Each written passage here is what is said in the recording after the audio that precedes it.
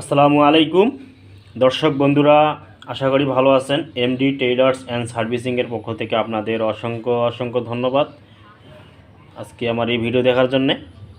তো দর্শক বন্ধুরা, আজকে আমি আপনাদেরকে একটি গুরুত্বপূর্ণ মেশিনের সমস্যা সমাধান করে দেখাবো। আপনারা ভিডিওটি আমার সম্পূর্ণ দেখবেন। তো আজকের মেশিনটির যে সমস্যা, সে সমস্যাটাই হচ্ছে যে যখন আমরা কাপড় দিয়ে সেলাই করি তখন কাপড়টি সামনে বা পেছনে এক পাশেও যায় না, এক জায়গায় স্থিরভাবে থাকে। তো এই সমস্যা আমি সমাধান করে দেখাবো আজকের এই ভিডিওতে। আপনারা সম্পূর্ণ ভিডিও দেখবেন, আশা করি বুঝতে পারবেন আজকের এই কি সমস্যা এবং আমরা এটি কীভাবে সমাধান করব। তো দর্শক বন্ধুরা, আমি আপনাদের সরাসরি দেখাচ্ছি। আপনারা দেখুন, কাপড়টি আমরা এখানে বসাবো। বসানোর পর এখন আমি মেশিনটি চালাচ্ছি। আপনারা দেখুন, এই যে চালাচ্ছি মেশিনটি, কিন্তু সামনে বা পেছনে এক পাশেও যাচ্ছে না। এই যে দেখুন, সামনে বা পেছনে এক পাশেও যাচ্ছে না, এক জায়গায় স্থির হয়ে আছে। তো আমি এখন এর সমাধান করব।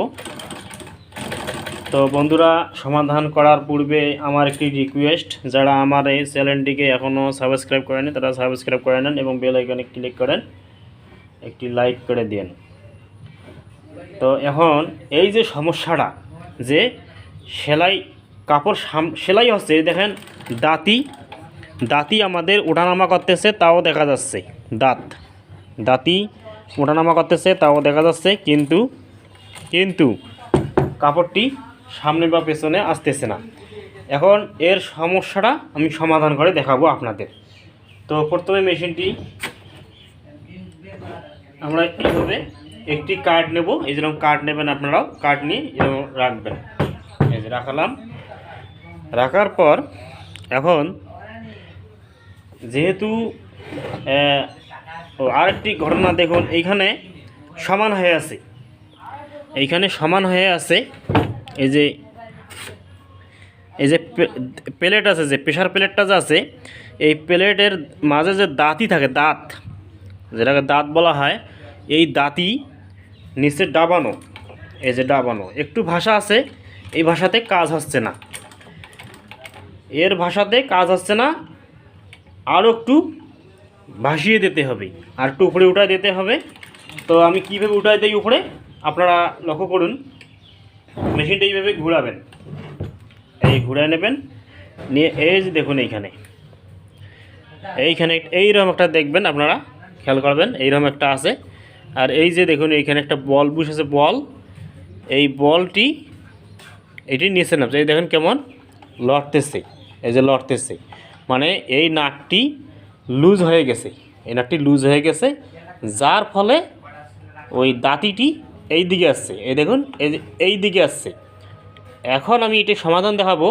এই যে এইভাবে চাপ দিয়ে আমি নাটটি টাইট করে দেব, তারপর না সমস্যার সমাধান হয়ে যাবে। তো আমি টাইট দিয়ে দেই, আপনারা দেখুন, তারপর মেশিনটি ওকে হয় কিনা তাও খেয়াল করবেন।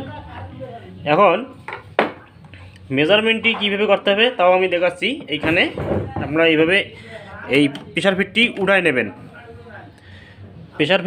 নেবেন। উঠানোর পর আপনারা ওই আমি যেটা নাট দেখালাম, এটা একটু টাইট দেবেন। আমি এইভাবে টাইট দেখাচ্ছি। এই যে এইভাবে দেখুন, দাঁতি কিন্তু ওপরে উঠতেছে, এই যে উঠতেছে, দেখা যাচ্ছে হয়তো। এই যে দেখুন, এই যে দাঁতি ওপরে এই যে উঠতেছে, নামতেছে, লক্ষ্য করুন, এই যে উঠতেছে, নামছে। তো আমি এইভাবে এমন জায়গায় রাখবো, মানে এমন পজিশনে যে বেশি না, মানে অল্প। এই যে অল্প রাখলাম, এই যে অল্প দেখাচ্ছেন, অল্প। বেশি রাখলে কাপড় কুঁচকে যাবে, কাপড় সামনে যাবে না। হালকা রাখতে হবে যাতে কাপড়টি সামনে সুন্দরভাবে টান দেয়। তো আমি দেখালাম, এখন আমি নাটটি টাট দেবো। ওইভাবে রেখে আমরা এই নাটটি, যে নাটটি দেখালাম, যে এই যে এইখানে নাটটা যে আছে, এই যে নাটটা আপনারা টাইট দিয়ে দিবেন। এই যে এইখানে হাত দেবেন, এইখানে হাত না দিলে কী হবে, আবারও নিচে চলে যাবে। এইখানে হাত দেবেন, মাপ তো আমরা নিয়েছি। এখন নাটটি আলতোভাবে টাইট দিয়ে দিবেন। এই যে টাইট দিয়ে দিলাম। আমি এখন আবার দেখব দাঁতি ঠিক আছে কি না। দাঁতি ঠিক আছে, মানে এক সুতা পরিমাণ আপনারা দাঁতিটি ভাসায় রাখবেন ফিট থেকে। এখন আমি সেলাই করে দেখাবো সামনে কাপড় যায় কি না। এখন সেলাই করে দেখি। এই যে দর্শক বন্ধুরা দেখুন, এখন কাপড়টি সামনে যাচ্ছে। দেখুন লক্ষ্য করুন, সামনে কাপড়টি যাচ্ছে। তো আমরা এখন সফল হয়ে গেলাম। এখন এই যে সেলাই হবে, এখন নাটটি আমরা আরও ভালো করে টাইট দেব, যাতে পরবর্তীতে এরকম লুজ না হয় এরকম সমস্যা না হয়। এজন্য আমরা আর একটু টাইট দিয়ে দেব। আবার এবার ভালো দেয় এবং এখন নাটটি একদম ভালোভাবে টাইট দিয়ে দেব, একদম ভালোভাবে টাইট দিয়ে দেব। হয়ে গেল। তো আজকের ভিডিও ছিল এই পর্যন্ত, যে কি কারণে কাপড় সব ঠিক আছে তারপরেও কাপড় সামনে বা পেছনে যায় না। সেই কারণটি হচ্ছে যে আপনারা এই প্রেশার ফিটের মাঝে যে দাঁতি থাকে, এই দাঁতি যদি নিচে নেমে যায় তাহলে কাপড় সামনে বা পেছনে যায় না, এক জায়গায় থেকে যায়। কারণ কাপড়কে আলগিয়ে দিতে পারে না, দাঁতি মূলত কাপড়কে আলগিয়ে দেয়, যার ফলে কাপড় সামনে বা পেছনে চলে আসে।